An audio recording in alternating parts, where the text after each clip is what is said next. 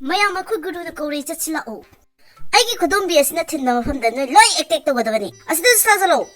Asida su thazalo. Asida su yanjalo. Asida su yansalo. Asisu thugayo.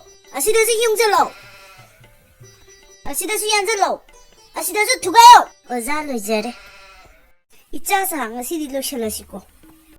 Phani oza khurumjari.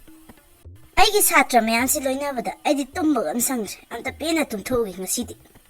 Papa. Aigi isa nupani ni asidi. Isa theba la o papa gi manakta papa amta kon gi la o. Mapa masay am nuksinana kwana kre. Papa la o asida aigi kay namta laibiru la o. La o mi. Asidi nang luka thungma tare ne nang bo. Khangde papa ai chalamage la o. Mama ga papa ga du upai dai te tam inarame.